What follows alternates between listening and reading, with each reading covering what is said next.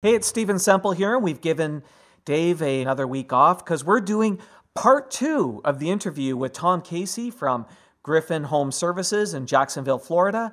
If you haven't listened to the first part, you're really going to want to go back and listen to that. There were some amazing marketing stories, especially about getting the business going and out the gate and getting it growing. In this part, we're going to go through the explosive growth stage, the stage that took Tom to building a business that he sold for a pretty tidy sum. It's a great story, and I know you're going to really enjoy it. Direct mail, there's so much it can do, so much it can't do. It's awesome, but it's not the end all be all. You need to have a full balanced portfolio of marketing. So our digital assets had to get better. And then we reached out and we had a conversation with Jeff Sexton. He came and visited us and we jumped on board and started a radio campaign. And that thing was like the crystallization of everything we had done up to that point, because Jeff and Gary and Joe gave us a voice. I voice all my ads, and they were they came to me and they're like, they can tell I was a brash guy from New York City area. I'm in a market where there's just a lot of not so great stuff happening. And they were like, are you okay? Calling out stuff. And we were already doing it. So I'm like, we're already doing it, guys. Yeah. My favorite is your cease and desist one. That's my favorite. So we started doing those ads, and that made us famous, in a way where I personally have gone to a drive-thru at McDonald's and they see my Griffin shirt and they go, griffinservice.com. When the cashier at McDonald's is telling you the soundbite from your radio commercial. I was another job where people are walking by our trucks in the neighborhood and they're like, oh, those are the turd bucket guys. Cause we call the other work turd bucket work. Yeah, that's right. That's a great one as well. And all these things started to happen. And we're like, okay, I don't know, that whole mass media campaign crystallized that and allowed a lot more growth, moved even faster because now people were calling up and saying, I want the thing you talked about on the radio. You know what we never did on the radio? We never gave a price ever once in all these years. And we never gave a phone number one time. So for background, Jeff Sexton, Joe Hamilton, Gary Bernier are partners of mine at the Wizard of Ads, and they took Tom's business and put this campaign together. But here's the really interesting thing that you also said, and I think it's something that people don't realize. When you do really good messaging that's entertaining and not about price and about you and sharing your personality, is that thing you said where somebody calls and they're not calling thinking about hiring you. They're calling already sort of going, I'm hiring these guys, right? 100%. We record all of our calls. We listen to the calls and they would say flat out, heard you on the radio and I want that Florida rated thing. I heard you on the radio. I want that refresherized. I heard you on the radio and I want. And we didn't tell a price of it on the radio. They weren't saying how much is the refresherized cost. They were saying, I want one. Then we would always make sure they knew, okay, great. You're all set. That's going to be X dollars.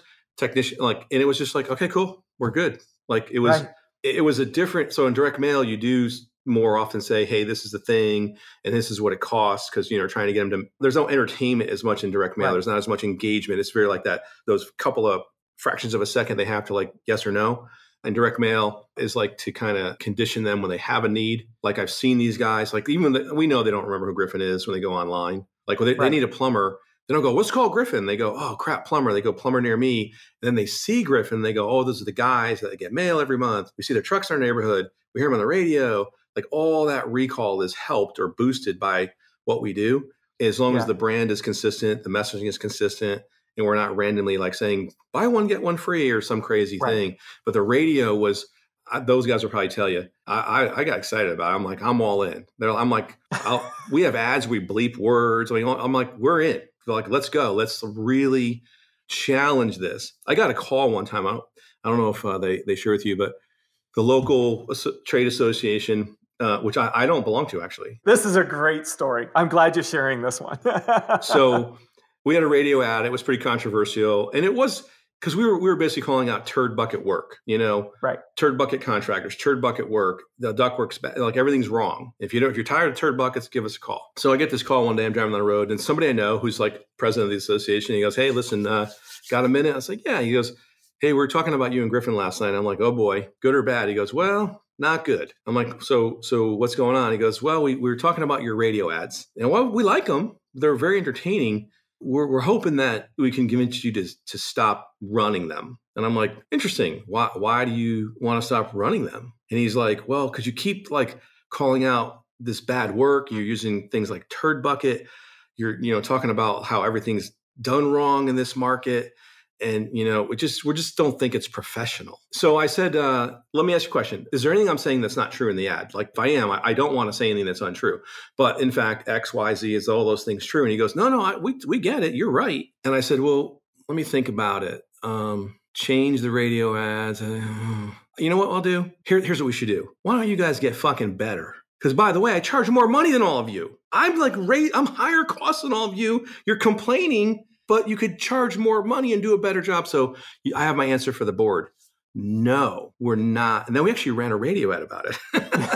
Saying we got this call asking us not to do it. And we said, and that infuriated me more. Like we were just kept calling out the market transparently. Like, this is really what's happening, listener. You don't know it, but all these guys were all conspiring against you to somehow make crappy work acceptable. And that's not Griffin. We're the anti of that. So yeah, we had a lot of fun with it. And I'm sure we wrinkled a lot of feathers, but what we did find out is our customer who we really wanted, they were sick of spending money and not getting what they wanted. They actually wanted somebody to call it out. But good marketing, especially the mass media and radio and things like that, it requires a bravery, right? Like you have to be ready to do something really different to stand out and stick your neck out a little bit and get those complaints. Like that's one of the things you gotta be ready to do. Because if you do vanilla down the middle, I don't want to ruffle anybody's feathers, you're just another Me Too. Stay tuned. We're going to wrap up this story and tell you how to apply this lesson to your business right after this.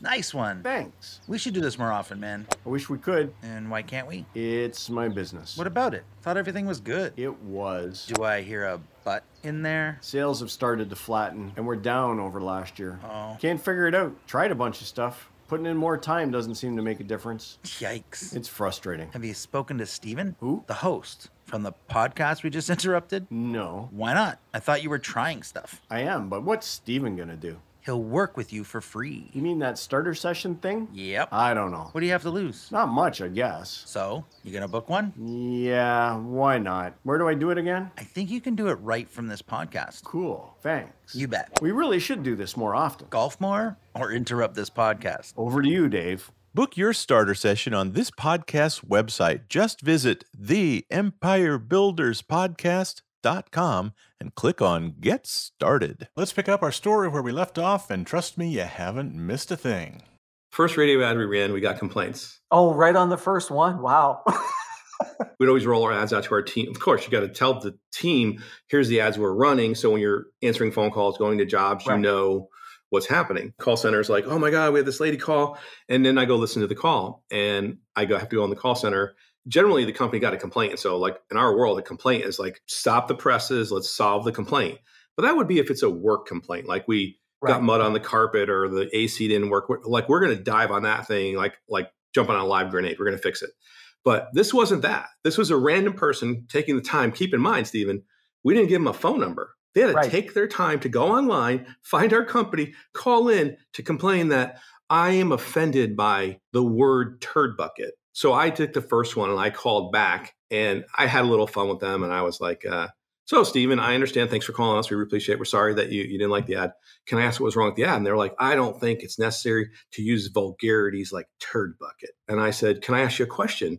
They're like, yeah. I'm like, is it the word turd or the word bucket that's offending you? And the person said to me, fuck you. I'm like, we're talking about a non-curse word and you just told me to F off. This is the most bizarre thing ever. And so it turned into a thing that then the phones were ringing and people were signing up. People were asking for the thing. So literally now, whenever we run any ad, our whole team, our team's channel will be like, got our first complaint, the ads are working. Because it's not a complaint of workmanship. It's a complaint of controversy. Right. So my CSRs not only get the complaint, they're literally like high-fiving each other in the call center like, this is great news. Stephen is upset with the ad. And the part that always amazes me is the length and the time that somebody takes to do the complaint. And the other part is they will often freak out the business owner by saying, I would have bought from you and I've now decided not to because of your ad. We have a roofing company and we have a character in the ad called Bill Crooked from Crooked Roofing. And our client got an email from somebody saying, because of these ads, I would never buy from you, right? And I decided to run a bit of a test. I said to them, email them back that you will give them a discount, that you're sorry you offended them.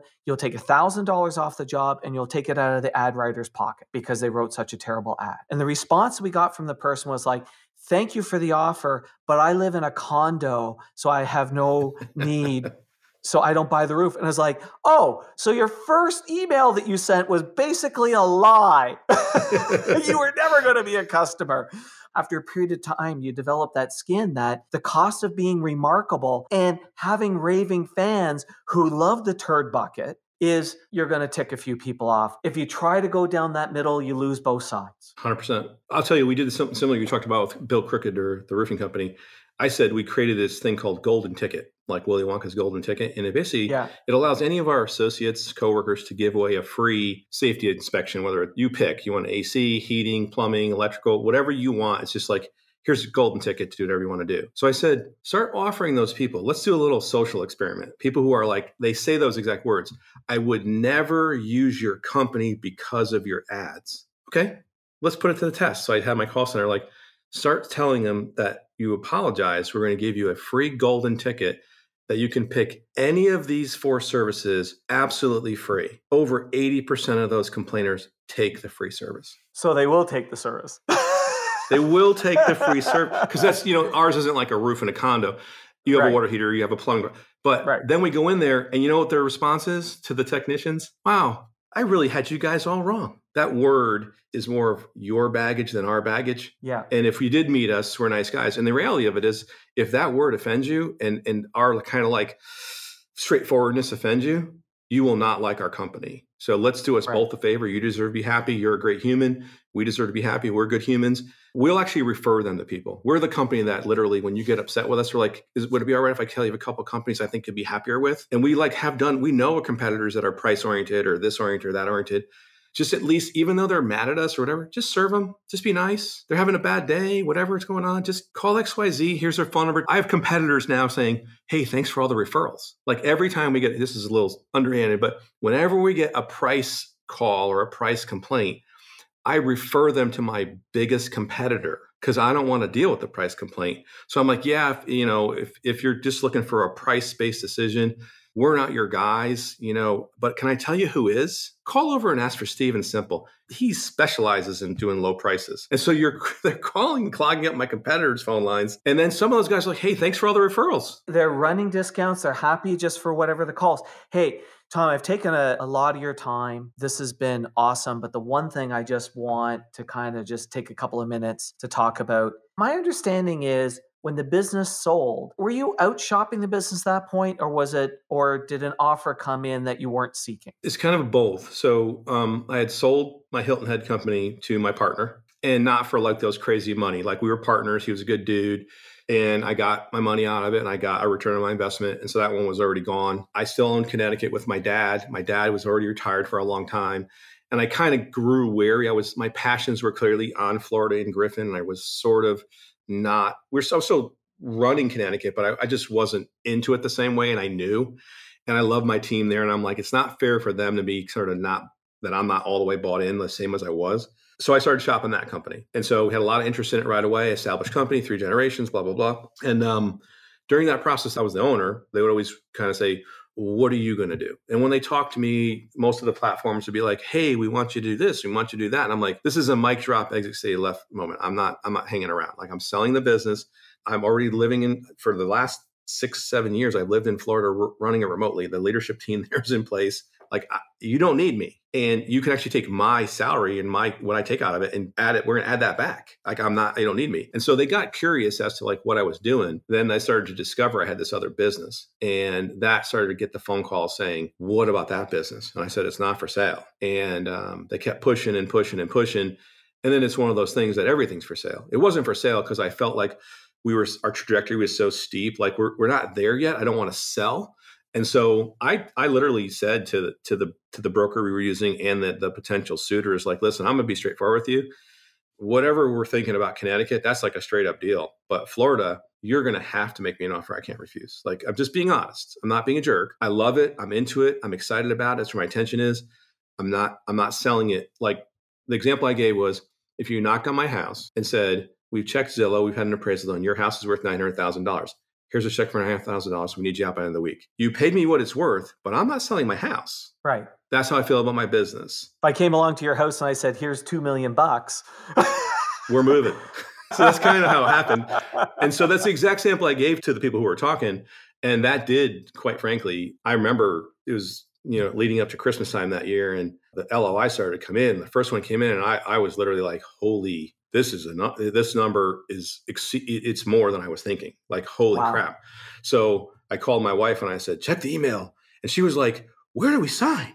And then the broker called back and said, don't do anything. I got more coming. And all of a sudden, it's just going, doop, doop, doop. How did it feel having these people competing to buy this business? How did that feel in that moment? There was multiple emotions, from a personal kind of pride, satisfaction level. You're like, wow, we really did do something good here. In the 5 years that we did this, we really did something amazing in a short period of time. Legitimatized all the risks and all the effort and all the sweat and tears and blood that through all these, decades of working on the other businesses. It helped us realize that maybe we didn't value ourselves enough. Who would have thought this little 5-year-old AC company is worth this money? But that was a self thing. Maybe like we just looked at ourselves as contractors and plumbers or whatever, not a valuable business. And it was nervous. This is your baby. This is your work family. What's going to happen? How, are they going to treat them as good as we do? Or it's a little different psychologically because it's your baby. You built, like I built this thing. Yeah. You birthed it. You created it. You birthed it. You grazed it.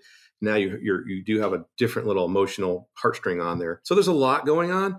We got all these offers. We ended up saying verbally to one of them, which was phenomenal. Like, hey, I called the broker and said, hey, let's go with B. And he was like, cool, I'll let everyone else know. Then he calls me back like 15 minutes later, like, no, don't do anything. Don't sign anything. A is coming back to the table. And so A came back to the table and was like, here's our best and final, but you got to take it. And so I said, now at this point, literally, man, it's like December 22nd or 23rd. We're a big holiday household. Like all the kids are, everyone's going to be home and everything. And my wife and I, it sounds crazy, but we were so stressed out with this decision, even though it's like we have a lottery ticket. Like it's all your dreams coming true, but like we weren't ready for like how the psychological. So we tossed and turned that night and we had those final offers in, and we got up in the morning and we were both like, I don't care what we do. We just got to do something.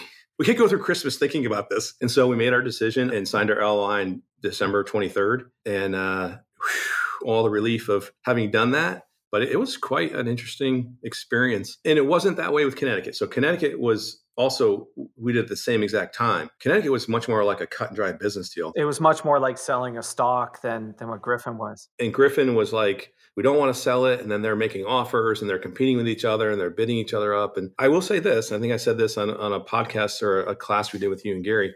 We did not take the highest offer because that wasn't about, like, it was already in number range. Like, we're not greedy. Let's make the best deal we think we can make, like the right fit of an offer. The whole sales story, if anybody wants to learn about it, reach out to me, fire me an email, and I'll send you a link to the interview that Tom shared about the sale and how he picked which one, and even some of the interesting twists and turns that happened between the time of signing the offer and closing. I think we could go on for an hour talking about that. Anyone who's interested, I can send them a link to that.